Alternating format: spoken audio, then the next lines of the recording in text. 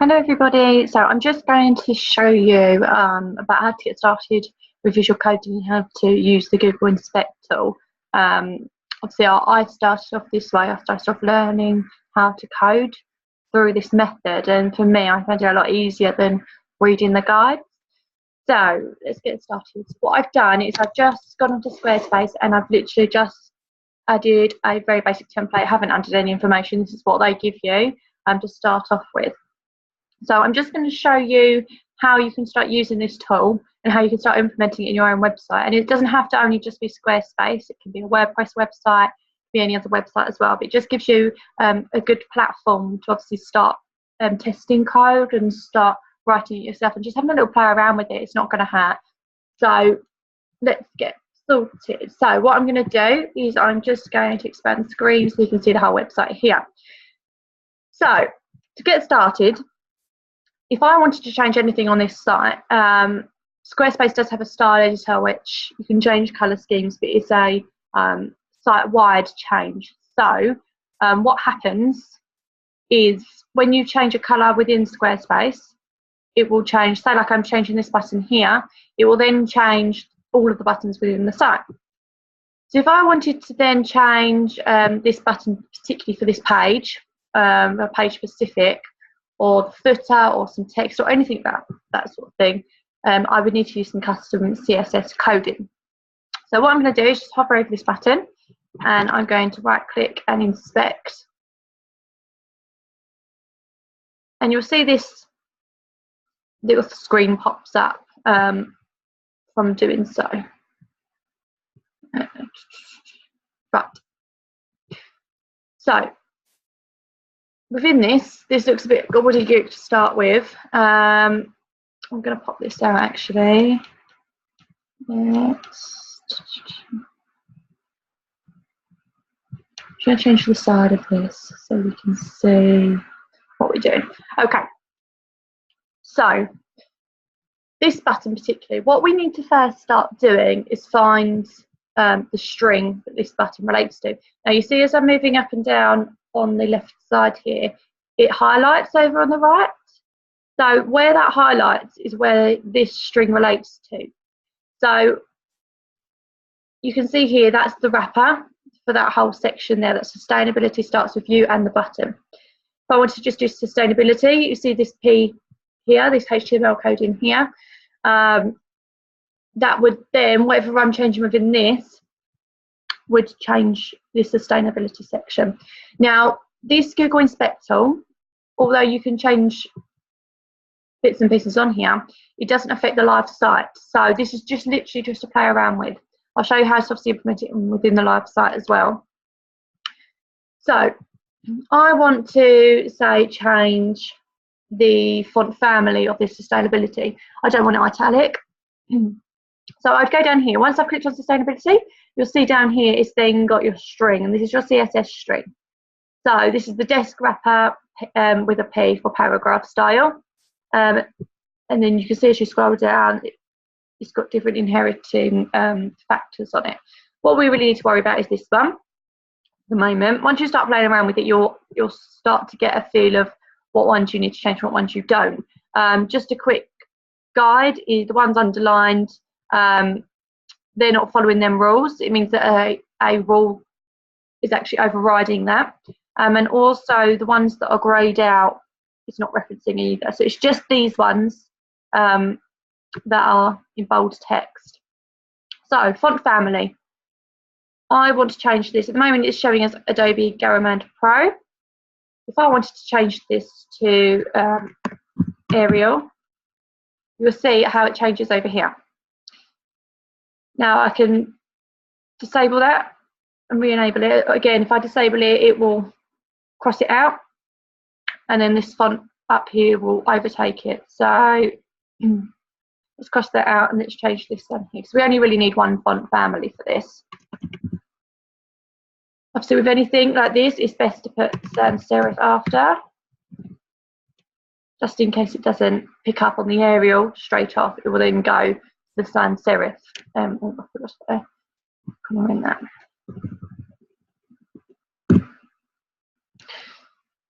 So Font size, if I didn't want this as 24 pixels, so this works as a PX.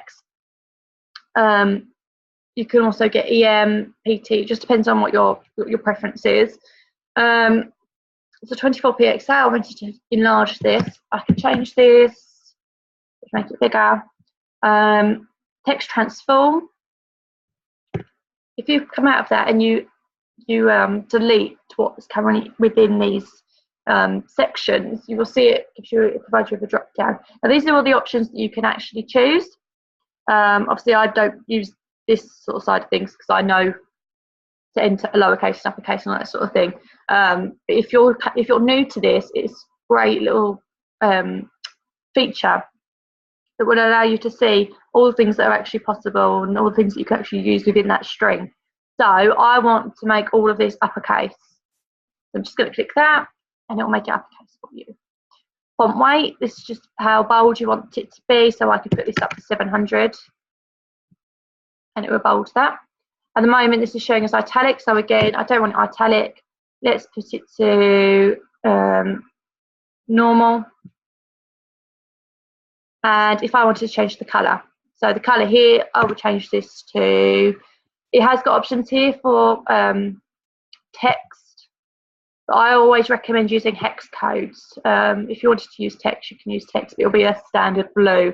Whereas if you wanted a specific type of blue, you would use the hex code. I'm going to use just my standard brown colour, and it will change that there to a pink. So that's how you would change things within this Google Inspect tool. Again, if I wanted to do it with a button, you can either right click on this and inspect, or you can use this icon up here, which is a little selector. You can hover over it and select there. You might have to go up and down a few times just to work out which one it is that you actually will be working from. But you can see here, this is a href, so that means it's a link. So that's most likely, you can see you've got the learn more here. So that's what we need to be working on for the button changes. So what we want to be doing is different strings relate to different sections. So it does take a bit of working out to do, but obviously for basic coding, which we will touch on here, it is a good little system for you to just have a little play around with. It's not going to hurt, it's not going to affect the live site, which I will show you in a minute. So let's just change the button colour. Again, let's change it to, as long as I know off the top of my head. Let's change the font family to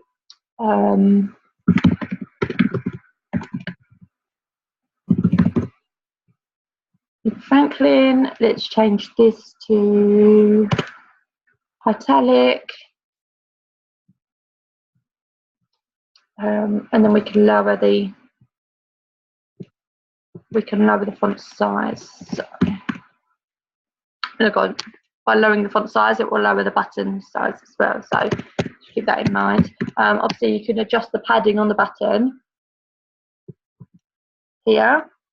So at the moment, you will see, so here, padding, it's got a little arrow here. At the moment, it's put in bulk. If you wanted to see what it looked like, so what they've actually set it as is 1 EM padding top, 175 for padding right, 1 EM for padding bottom, and 175 EM for padding left. Now, padding works as the first bit here is for your top and bottom, and this bit here is for your right and left. So you can either do it that way, or you can do them individually. I started off doing them individually, and then you can sort of bulk them into one padding selection. What I will do is just override this just for the moment, just show you how it changes things. So if I wanted to do this 10px and then 20px, it changes it there. If I then changed this to 30px, you see it will change up the top. So that's your top and bottom selector. And then this one here is your right and left. So you can see how that will change there. Now this bit here is just the button itself. If you wanted to change the border, see how round this is, because at the moment it's got a radius, which is making it a round button. If you wanted to say change that to a square button, you can change the border radius up here to 10 px. You see it will change it. It'll give it a slight curve on the sides. If you didn't want a curve at all, you would change it to 0 px. At the moment, it's got a hover state of the green. So you will see from scrolling through this, there is no green, there's no hover state selector. So you're probably thinking, well, where do I change that? What you will need to do is click on this little bit up here, and it will toggle the element state. So this will toggle it so it is showing as green. You can untoggle it and it'll go back to normal. If you wanted to change the hover state, you will see that these have now changed to the string, and then it's got a little colon here and then hover. And that then means that you can change the way that it is showing on hovering. So you see now it's changed. That's just a little bit of a basic CSS on how you can get started using that tool. And I would just recommend just literally having a play around. Now you'll see, now that I've got this on here, I'll exit that. You'll see how that's changed, and it's kept it there, but that doesn't make it live. So you'll see if I refresh this, how it doesn't affect any site whatsoever. Although it shows us a live, and it is a visual reference, it's showing live when you're doing it, it doesn't take place onto the actual site because you're not putting anything into the back end. You're just mucking about with the way the front end looks. You'll see it goes back to normal. So it is a really good tool to start using, even on any website. It doesn't have to be your own website. You could do it on, say, BBC. Let's try,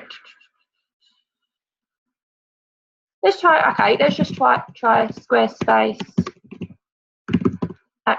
Squarespace's actual website. So obviously we don't have any access to this back end. This is Squarespace's own website. If you wanted to change something on here, it's a great, you can just do it using the Google Inspector, and it's not going to affect any of the live functionality. It's not going to affect what anybody else sees.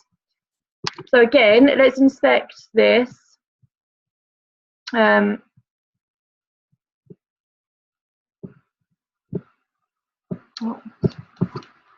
Right, let's inspect this. Let's try and change this button here.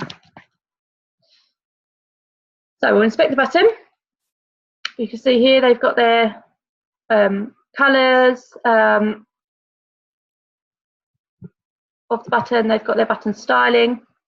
So let's just change the way this looks. So at the moment, this is considered a knockout button. It's part of their styling.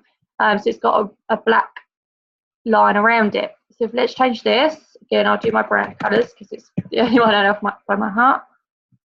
This is going to change the knockout styling. That changes the get started.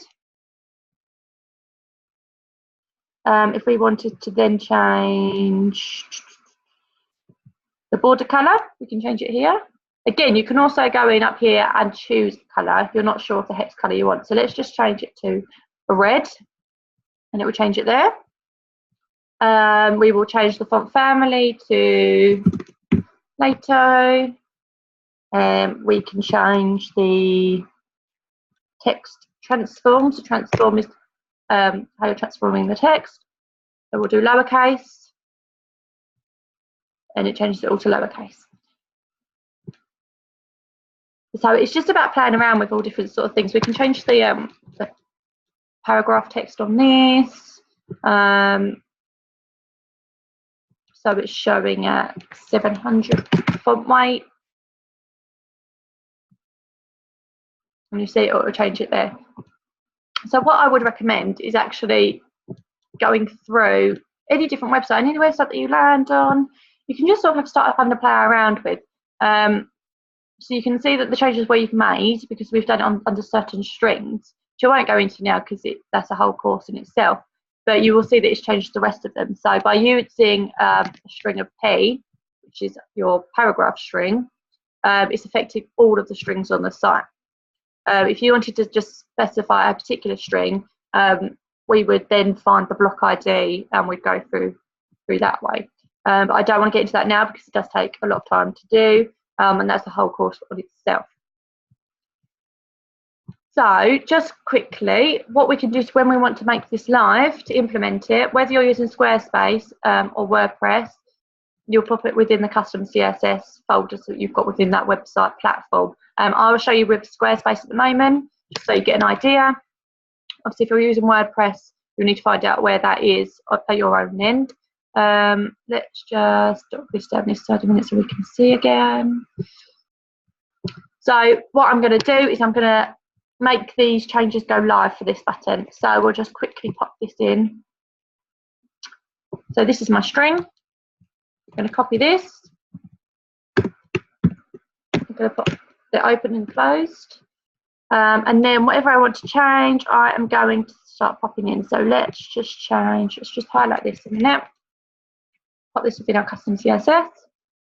Let's change this to Plato. Let's change this to 10. Letter spacing, we'll increase this to 0.08 pm. I'll do 0.5 just so you can see how drastic it is. Let's change the font weight to 4. And then we will change the padding to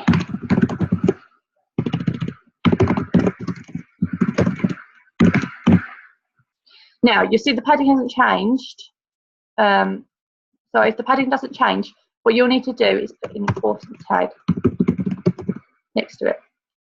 Basically, important means that it overwrites all the current styling that's on it.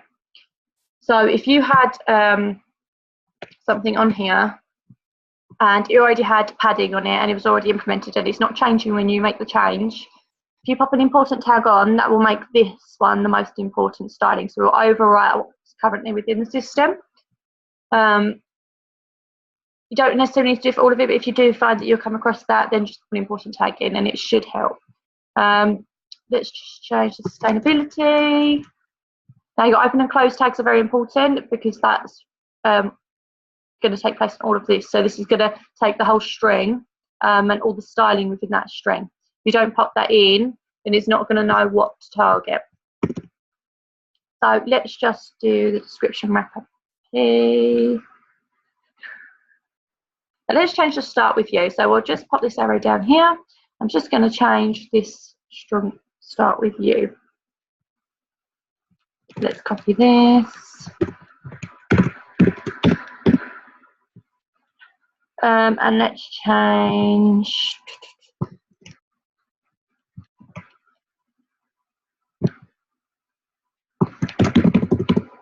Let's change it to a serif font. Let's change this to 18. Just make it really small. Let's change this to lowercase. And let's change the colour of the text to black. Just so you can see how drastic it will change. Now what I'm going to do is I'm going to save this. I've got my open and my closed brackets. I've got my styling for my button and my styling for my starts with you section. So I'm going to save that and I'm just going to refresh and you'll see how it keeps it in. So by putting it within your actual CSS folder within the website, within the platform, it will save what you're doing. If you don't do that and you just use the inspect tool, it will still make it live for your sake until you refresh the page, but it won't obviously affect anyone else. Now everyone else will see this now because you've popped this in there. So if your site was live and you pop the CSS styling in, whenever someone would look at this site, that is what they would see. So that's just your basics for your Google Inspector. If you've got any questions, let me know. It just gives you a bit of a rough guide on how to start off with visual coding, and it's the way that I started off with my business, and now obviously I do a lot more coding within my website design, and it's just so you can do those small little tweaks yourself, and it really does help, especially when you've got extra padding on the pages, or you want a different background on one sort of thing, you want different text on different paragraphs, or you want to overlap stuff. CSS coding is my all-time favourite language for doing that sort of thing because it is just great. It's so robust for changing things, and my whole site is pretty much built on CSS customizations. So If you've got any questions, let me know, and I will see you later. Thank you. Bye.